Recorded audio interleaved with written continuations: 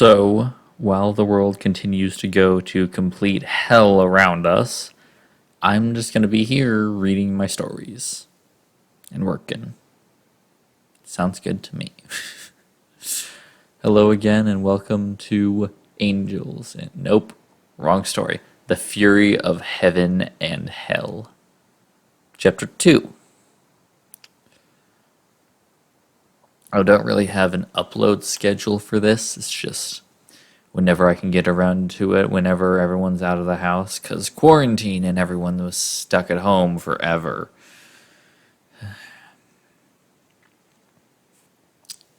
Chapter 2. A Gift from an Unlikely Place. Not having a heart was an interesting thing when you think about it. You still have blood in your body. It's just clotted and not moving, as there isn't really anything to push it through. So, if one were to restart the heart, it still wouldn't do anything if the blood was clotted, as it wouldn't move. It wasn't really a problem, although right now, Demon was having more trouble getting both his heart and his blood to work at the same time. He had gone back to the hospital to check on the progress of the girl he had picked up from under Beacon. During the time she had been there, she had apparently woken up several times, according to the doctor, although he hadn't been there when she had left. The doctor had managed to worm some details out of her, although nothing too vital because she, quote-unquote, has too much amnesia to care right now. Although she did find out that her name was Amber. Back with Demon, he had procured an empty room and a couple of the necessary machines he would need, being glad that it was a slow time of the month for the hospital, and they could spare the equipment. As he was now, he had strapped himself down onto one of the operating tables, with the room's door locked and the lights dimmed so that anyone passing would assume that it was just out of commission. He didn't wear anything over his chest, revealing the massive holes that led to his heart. When the pole had impaled him, it pushed all the way through his chest and stopped just as it was about to pass through the other side, the armor being just enough to stop it from going through completely, although it did leave a massive hole going straight through. It was anyone's guess how he had a heart given that it was literally hanging down into a hole perfectly intact.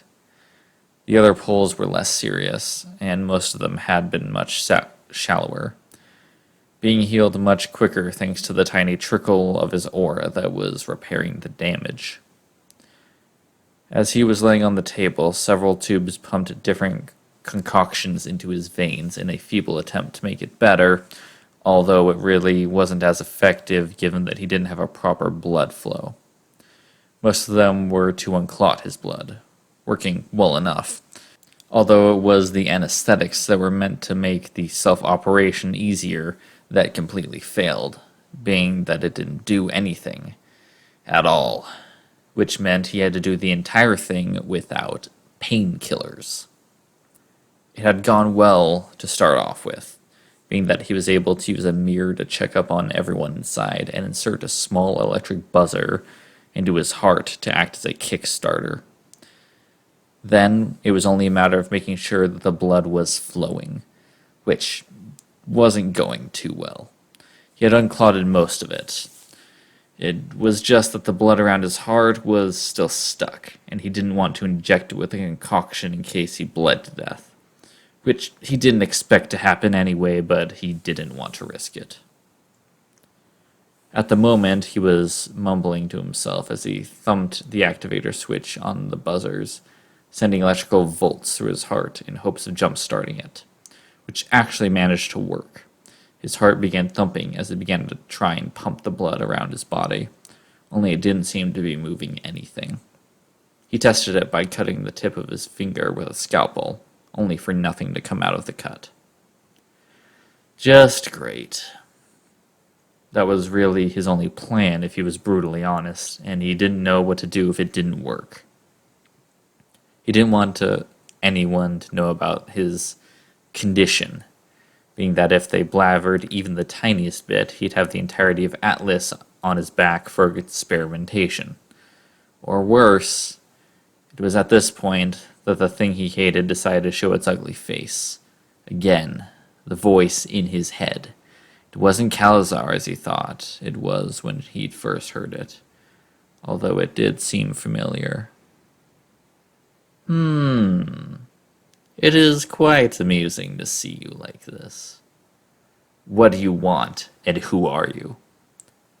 Am I so easily forgotten? It is almost insulting if I didn't find your acknowledgement affronting in the first place. Demon did remember, though. It was back during his coma, after nearly being killed by Yang, that he first heard the voice, and then another time during his memory recollection. Yes, that is right. You do remember me after all, responded the voice in mockery, almost as if reading his mind. What do you want? It's easy, mortal. I just want the little voice in your head, nothing much. Just tell me where you are, and I can free you of his grasps. Wait, she was offering a chance to get him out of my head, but he wasn't even in here anyway. He isn't even in my mind anymore. That might be true, as it would explain my being able to enter your mind without his interruption, although I still feel a connection. I don't know where he is, just leave and let me get back to this. How about we make a compromise? Something tells me you're not going to leave until I accept. Very perceptive of you. Although I will not disclaim my intentions, I shall tell you they will aid you greatly. How? By getting rid of that voice in your head, you shall be free of his control finally. You didn't actually believe the lies he fed you. And if I did, then you will regret it later. For now, I am willing to give you a show of goodwill, a reason for you to think over receiving my help and finally understand what I am trying to free you. I'm getting the feeling I don't have a choice right now, and a sight feeling that you probably could have killed me by now. The voice didn't answer, but Demon felt a strange feeling coming over his body, working its way towards his heart. He looked in the mirror and saw a dark energy had surrounded him, similar to the way it had when Calazar took control, only it felt different. He barely had any time to think before he saw it begin to cover up the hole in his chest. He quickly reached down to the hole and took out the device he used to jump-start his heart, barely pulling his hand out in time before the wound closed over. The energy seemed to turn even darker until it resembled obsidian, losing the small glow about it as the wound was sealing. He reached up to touch the place where his wound was, only to find the strange energy had hardened to an almost crystalline structure, and even then, he scraped the talons of his gauntlets over it. Not even a scratch could be seen. What did you do? My. I thought that a gentleman would start off by thanking me. I'll thank you the second I know what the hell you did. Why, I saved your life. I think that even the smallest part of appreciation could be shown after that. Thanks, I guess. But why did you save me? As I said before, as a show of good faith, I was hoping you to take up my offer and inform me of your whereabouts so that I can come and collect the pest that has resided in your mind. For now, I wish you good fortune and speed in your travels, although I hope next time we will meet as friends, not as enemies, as you make us out to be. Wait, are you that Salem chick? The one that commanded the attack on Beacon? Not an attack, a simple mission to reclaim what was stolen from its rightful place. The headmaster had no right to take what was mine, and I made sure he paid for it. You might want to get that info right, lady. I saw him walk out of here with my own eyes. Impossible. He was silenced. His presence is no longer tainting this world. His body has already been laid to rest from his passing. Yeah, right. Well, if you are Salem, then there is no way I'm working with you. Even less of a chance I'll give you Calazar.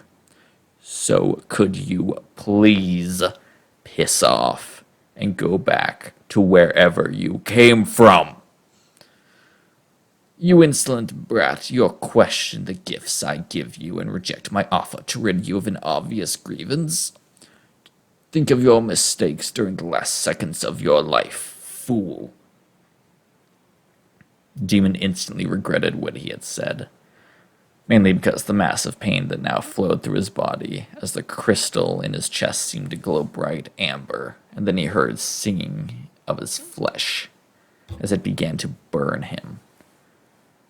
Salem laughed maniacally in the background, barely audible above his pain.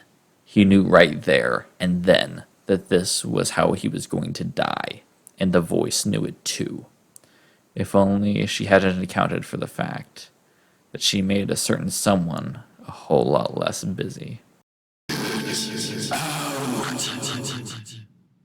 Came the deep and commanding voice of Calazar, once again filling the mind of Demon, although it didn't exactly have the desired effect.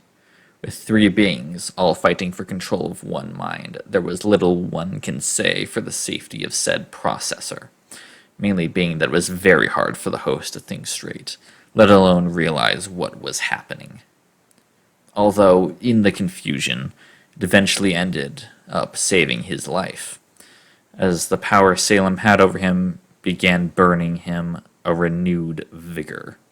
It gave Calazar more time to focus on his efforts, severing the mental link they had for a few moments and stopping the searing pain in his chest, although Demon still did pass out from the energy surging through him, his head hitting the hard metal of the operation table while his eyes rolled back and tongue lolled out. Calazar waited for a few moments, pulling up the ethereal barrier he had worked so hard to preserve, and hoped that his host had not given in to Salem, for he did not, then all was lost. For if he did, then all was lost. He took the time to worm his way out of the chasms of his host's mind, fixing the mental barriers that were broken by the mental assault. Then once everything had been returned to normal, he came across the problem of his heart. Due to the massive power drain he had during the Battle of Beacon, he had little power left to keep his host alive, and so resorted to expending all of it to keep preventing his death. Once Salem had lifted him from his burden, he quickly realized that she managed to enter his host's mind, giving him reason to resurge his power and rid them of the hindrance before she could scry their location and ruin all his plans. His powers were once again shifted to fix the dark energy that had coated his heart. Calazar focused on bringing the power under his will so that not even a hint of it was completely Salem's. It took some time, but the energy eventually shifted to his will and power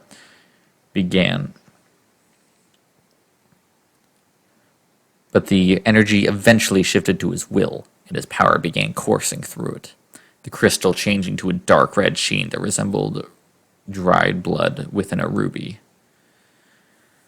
He had little patience to explain the complexities now residing in his host's false life force, but he knew that it meant one thing. He had won against his enemy. The crystal was a pure collection of the life force that made up Grimm, a vertical life force. A veritable life essence that was so unique to them and was, in simplicity, pure power. It was able to be molded and formed in whatever form the wielder wished, although only those proficient in the art could do so.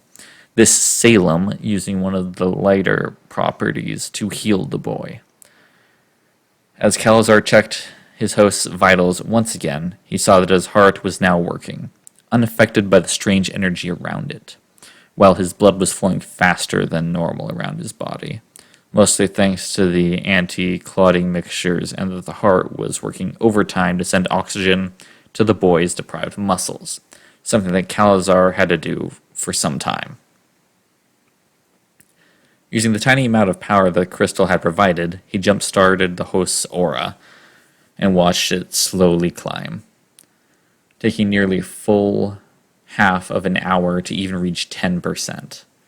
It wasn't until his host's aura reached the halfway mark that he awoke from unconsciousness, and Calazar made himself scarce. It was better if he acted from the shadows now, if Salem was still able to track him.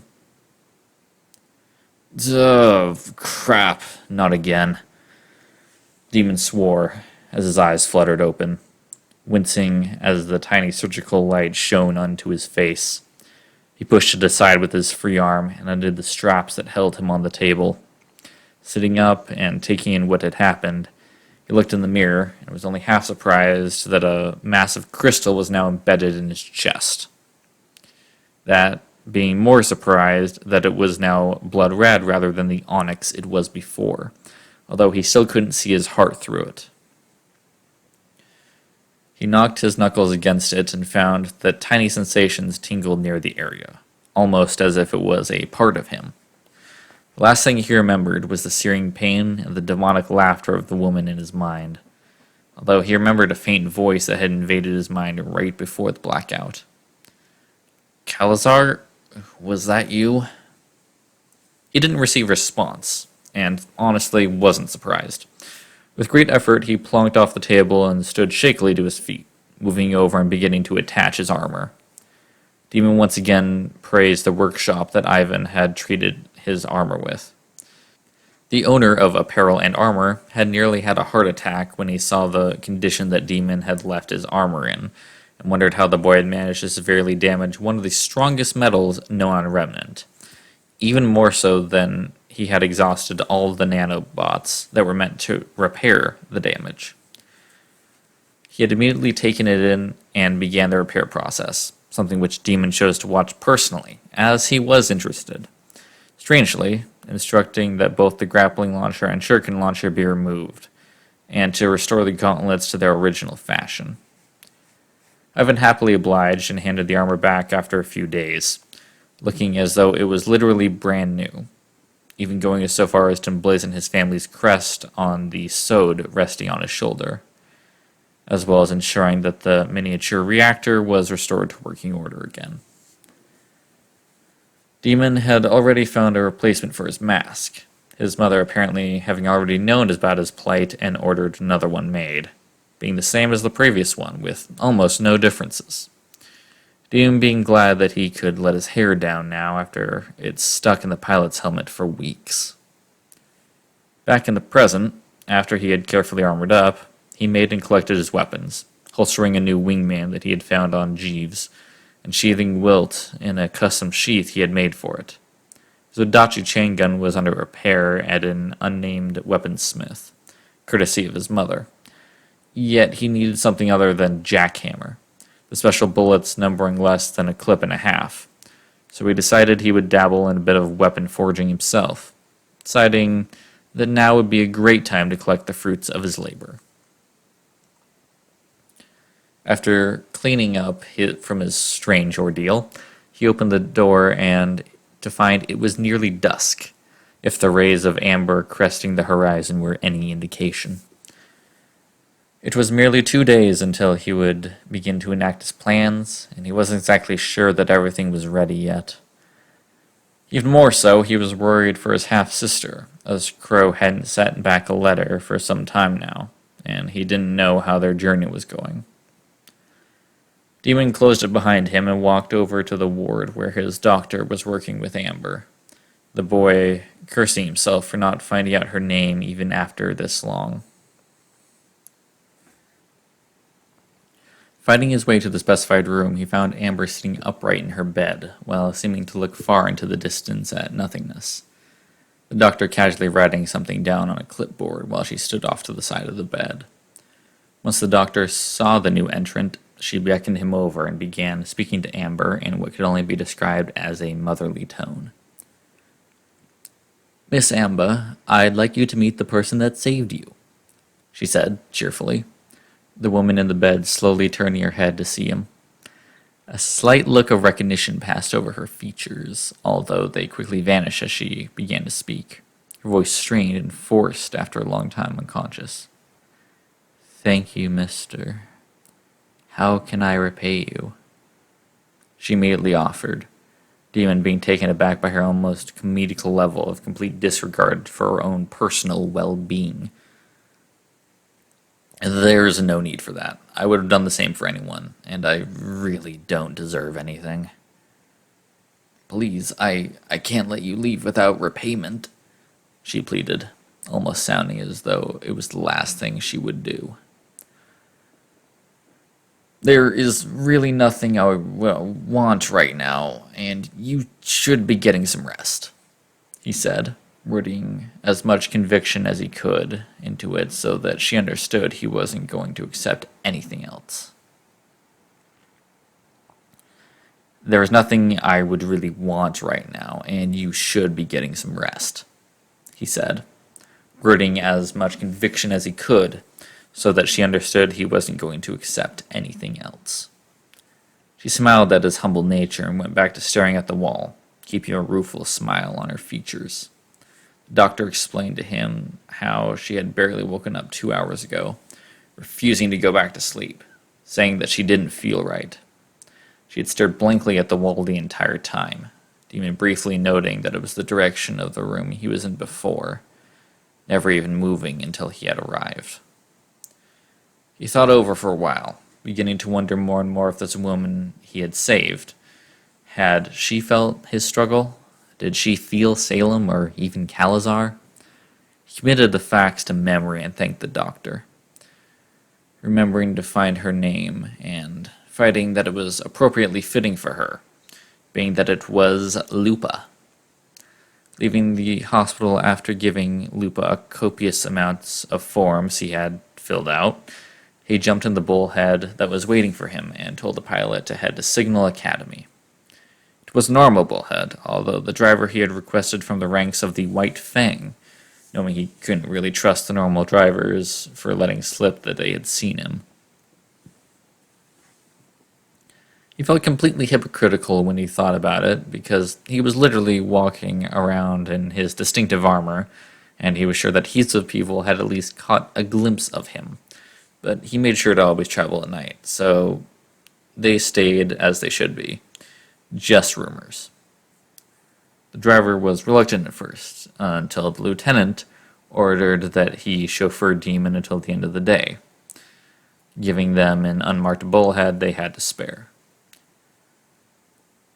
It took some time for them to get to Signal Academy, and by then the city was illuminated purely by the tiny pale light that the moon provided, and the large amounts of streets and building lights peppered around the city.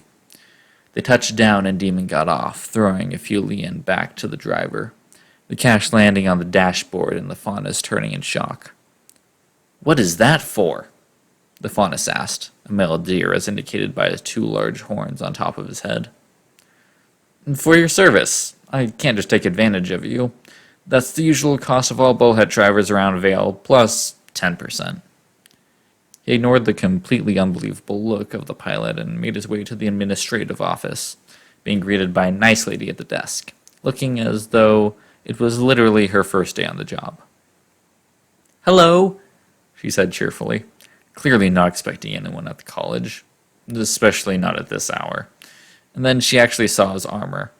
"Oh my god, you're him," she stuttered, nearly falling out of her chair in disbelief. "So I guess I don't need to introduce myself. I was wondering if I could grab the keys to the forges. I was given permission by one of the teachers to make my weapons." She seemed flustered, but quickly began typing on her computer and clicked through a couple of files, eventually finding the one she was looking for and giving him a warm smile as she spoke again. "That checks out. You can head right over that way. But I should let you know that the other students are having an overnight stay at the school, so you might have to get past them before getting to your weapons. That shouldn't be a problem, Demon answered, waving goodbye to the lady and beginning his journey to the forge, activating his cloaking module so he wouldn't be seen. He passed a couple of classrooms with lights on them, but other than that, he didn't see anyone else until he got to the forge. Demon deactivated his cloak as he came into view of the smithy, a rather large fellow hefting a massive blacksmith's hammer as he flattened the blade of a sword against an anvil. Lenegrast, how is the weapon looking? Demon shouted over the loud thud of hammer hitting metal. The blacksmith looked up from his work and wiped sweat off his brow, smiling as he saw his newest student. I had given you up for dead. Almost had me worried there. Almost, he began, putting away the hammer and walking over to a large tool bench, shuffling a couple of things about before taking out a large wooden box and dropping it on the bench with a large thud. Demon smiled and walked over beside him, opening the lid and smiling at the contents beneath. The steel took longer than expected to temper, but she'll be one of the best I've turned out in a while, the blacksmith admired, looking proudly at the two weapons that sat nestled in linen wraps within the box. Demon took them both out and beamed proudly at his own handiwork. He had made the two weapons with minimal help from the blacksmith, only getting him to help with the tempering and procuring of the materials, while the rest he could do himself thanks to his experience as an engineer. With a massive grin, he took his gauntlets off and went through the lengthy process of bolting the weapons to the gauntlets, finding that his measurements were as perfect as they could be, and it went off without a hitch. He tested the joints before putting the gauntlets back over his arms, shadowboxing for a bit to see if they would fall off, smiling when they didn't. This is gonna be badass, Demon stated, as he looked them over. The two weapons were designed like Yang's Ember Celica, being that they were shotgun gauntlets that fired impulses from his aura. They were painted the same red hue as his armor, obviously chambering rounds that were only slightly bigger than the ones his sister used. Although, with the obvious drawback of having less ammo, he was only able to hold 6 shots in each gauntlet. They were set on a belt-fed system, so they still needed to be cocked after every shot, but he could charge his aura to allow for full auto mode, where they fed all 6 shots through at blinding speed. Lenegrast threw 2 of the bullet bandoliers at him, and he tested the loading mechanism, putting the first shot into the feeder and watching as the rest were put through and put into place on the circular cylinder around his wrist. He pulled his arms back and smiled as the sliders cocked around into the firing chamber, although he did notice that it was sliding back and forth too much, so he spent a minute tightening the sliders so they would only move when he wanted them to. When he was done, he grabbed a few more shell bandoliers and headed off to the firing range, waving goodbye to Lenegrast as he went, and receiving a, "I'll be around if you make it back." He got to the training ground and, silently, was thankful that there was no one else around, getting to work immediately. He tried first on still targets, firing downrange and not noticing his smile slowly get larger and larger with each successive shot of the shotguns. He produced the same satisfying sound as Ember Celica. His accuracy left much to be desired, but he was happy that the explosion radius basically negated his terrible aim. Once he was sure he got the hang of it, he set to the holographic battle sim and went. Once he was sure he got the hang of it, he set it to the holographic battle sim and went into the arena, watching as holographic Grim appeared around him. He smiled as he knew that he could kill an Ursa with nothing but a knife. This was going to be a slaughter. When they charged, he simply waited until they got close and punched them, firing the gauntlets at the same time and destroying them in a blast of fiery death, being surprised that the shells didn't do anything to his own aura, while also noticing that they were slowly gaining a black hue around the edges. Before he had a chance to press any further, the first wave ended, and he ejected the spent shells, cocking back the sliders and watching as the massive shells clattered to the floor. Grabbing 2 new bandoliers and loading them on the same way he had seen Yang do it, grabbing them into the air and swinging his arms, catching them in a loading mechanism. He looked at the next wave and saw that it didn't really increase in difficulty, only adding a few more Beowulfs, so he switched to something more interesting. As he watched the next targets materialize, he smiled when the colossal form of a Goliath took up the majority of the arena in front of him. He severely questioned why the lower grade training school would even have this as an option when a trained huntsman would strain to beat one, but he wasn't going to start complaining. When it had finished assembling, he waited until it began to charge him. Then he made his move. He took a deep breath and tried to do something that he hadn't done in a while, watching as the world around him slowed to a crawl and everything stopped. He focused on the head of the Goliath, seeing a large splotch appear where he was aiming, releasing his breath and going along with it. He teleported right in front of the Goliath, the program being completely confused with losing its target and letting him perform his attack. He pumped his aura into both gauntlets and aimed them right at the head of the Goliath, firing full auto at its skull, unleashing 12 high-explosive shotgun slugs point-blank into his face. Needless to say, it didn't take very well. A massive crack appeared in the armor, and Demon quickly pulled out Wilt, plunging it into the crack and twisting and ending the Grim. He smiled as he watched the massive elephant crash to the ground with a roar, dropping the shells on the floor and smiling at his handiwork, until he heard a loud cacophony of claps and turned around to see 4 middle school classes clapping at his work. Oh, damn it. How am I going to get out of this one now? Well, that took longer than expected. Thank you for bearing with me. This will be the only upload this month because I have entrance exams to study for, so wish me luck on that. Anyways, have a nice day.